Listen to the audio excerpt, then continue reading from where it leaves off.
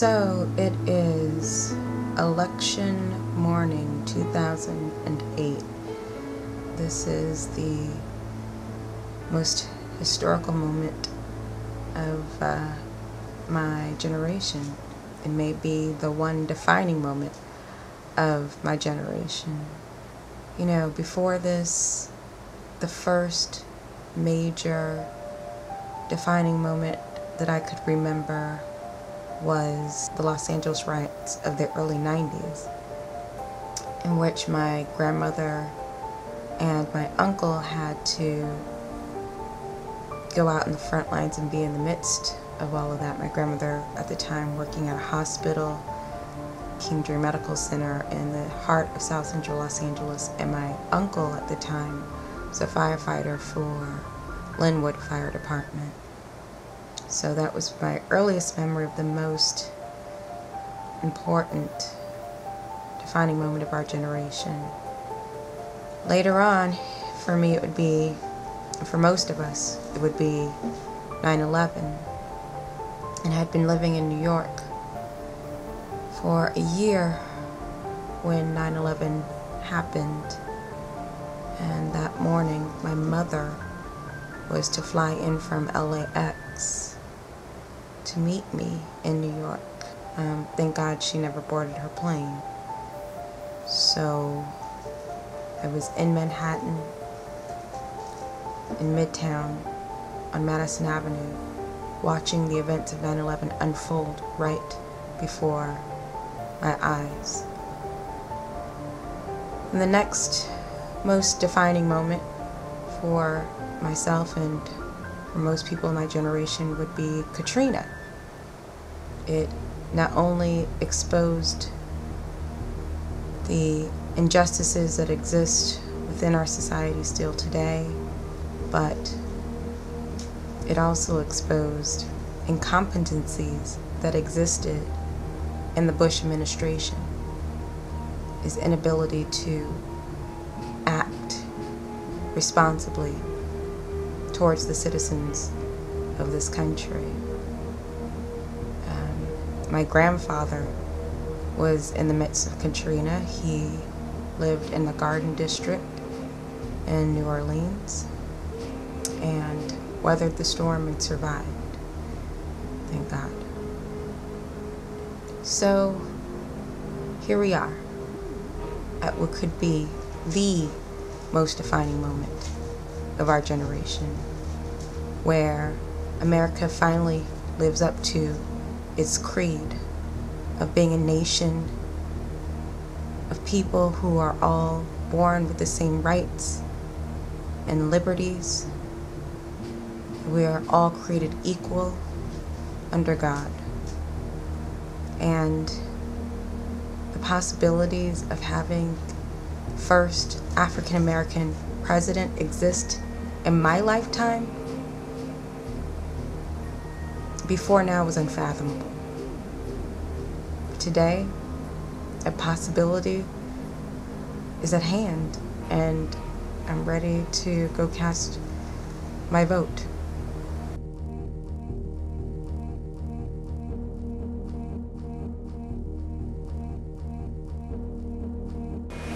Getting ready to go and vote, and you're going to take the walk with me to my polling station that happens to be less than a block away. So let's go.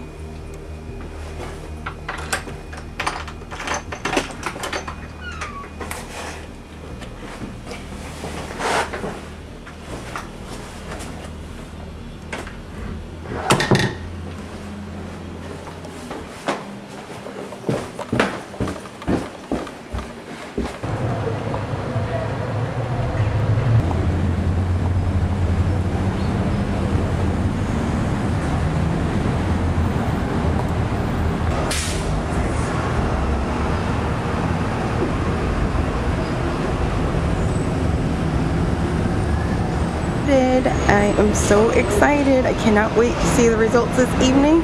And now I'm going to head into Manhattan and see what all my friends are doing with their voting experience. Woohoo! Go Barack! If there is anyone out who still doubts that America where all things are possible. We're still wonders if the dream of our founders is alive in our time. We still question the power of our democracy. Tonight is your answer.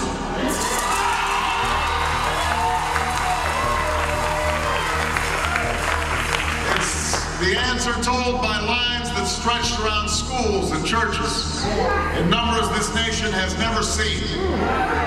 By people who waited 3 hours, 4 hours, many for the first time in their lives, because they believed that this time must be different, that their voices could be that difference.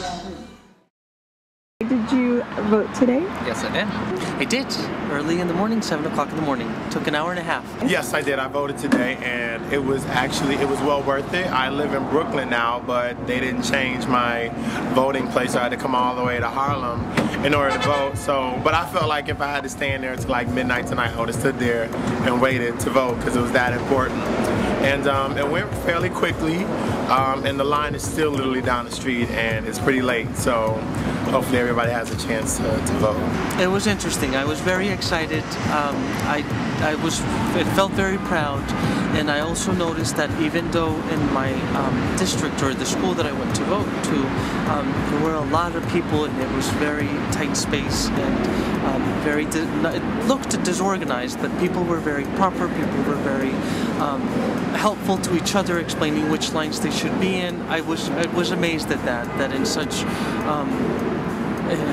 a difficult situation, because it seemed very disorganized, people were still very civil and helping each other because they knew that, it seemed as though that they knew that we're there for a very big cause. It was actually great. It was fast. It only took me about 15 minutes,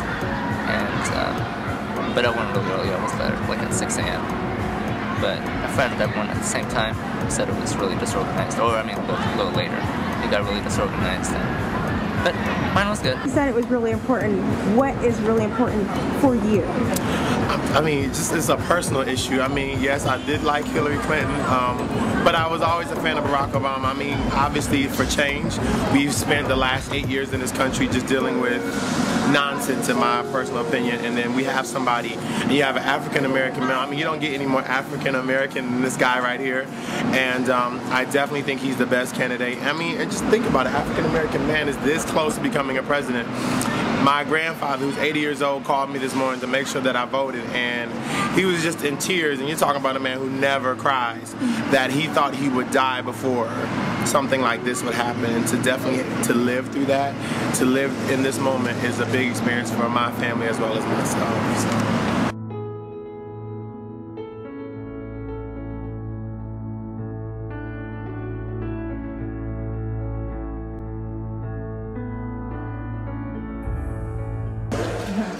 All I can say is that at 78 years old, I have never in my life seen anything like this. All I know is that with all of the marching and struggling that I did with Dr. King and Adam Powell, I never felt the sense that my country was ready to take the children of slaves and to have them included as the leader of our country in the free world.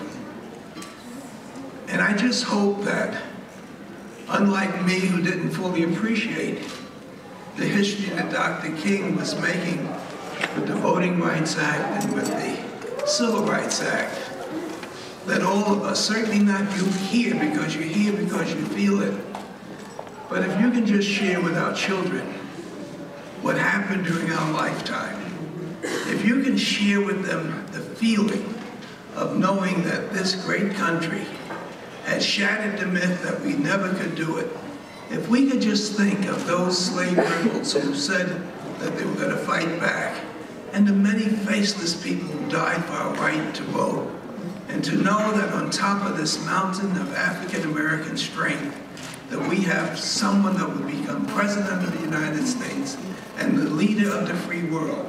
We're going to walk so much taller no matter where we work or live, and people all over the world would feel that America has done what they never thought we could do.